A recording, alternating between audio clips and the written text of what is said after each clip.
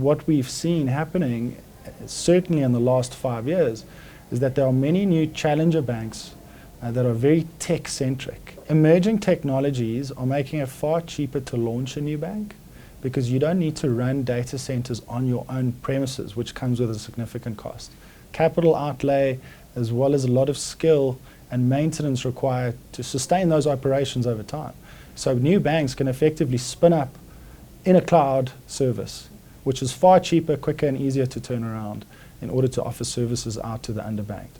We are only just seeing the beginning. We're at the beginning stages of this in terms of traditional banking in South Africa. So it's going to be really interesting to see whether there's uptake of these new services.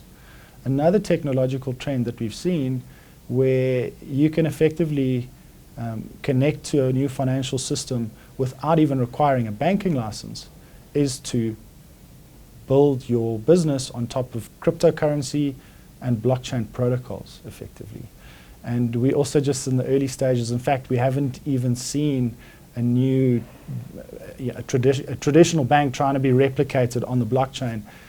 That is what the Libra Association, however, is trying to achieve. And that's more commonly known as the Facebook crypto coin. It's much bigger than just Facebook. Facebook's pioneering it and they're driving the process. But ultimately, if this had to launch next year, Facebook would have one seat, one vote in terms of governing this new banking protocol or platform effectively.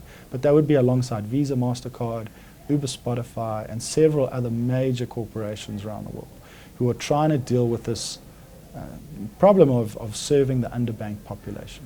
Cryptocurrency and blockchain has been sold by the cryptocurrency and blockchain community as almost a cure-all for financial exclusion, that it would be far easier and cheaper to run a financial system that would not exclude anyone. In other words, anyone and everybody would be included. All they need is a cheap mobile device that has access to the internet in order to access this financial system.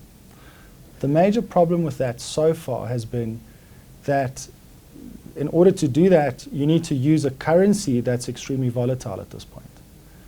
Something like Bitcoin or Ether. The price of Ether, for example, has dropped 90% from late 2017 to early this year. The price of Bitcoin similarly dropped around 60 to 70%. And so that's not a good way to get people who can't afford to lose money, can't even afford bank accounts, to come into a financial system. They buy these currencies and then the value drops and effectively they can get wiped out. So what Libra is setting out to achieve is to create a blockchain protocol with a new currency unit that will be stable because it will be backed by traditional currencies like the dollar and the pound or the euro.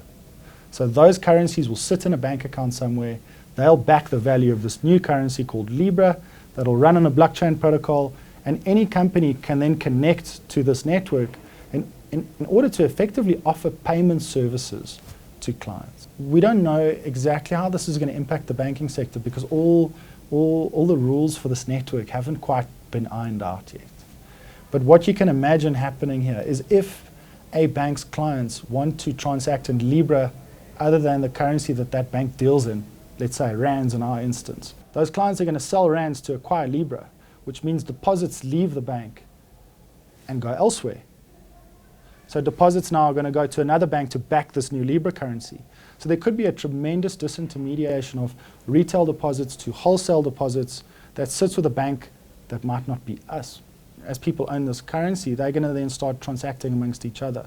And there'll be payment revenues and transaction fees, possibly. They're saying that they'll be quite low, but that business would then also move away from a bank, which is traditionally being done through their card businesses at a bank. So the disintermediation and the disruption potential is big. We don't know exactly what it's going to look like because this network's not live yet. But it would be wise for banks to think about participating in governance and in this network in order to understand how it might impact their business in order to not be disintermediated.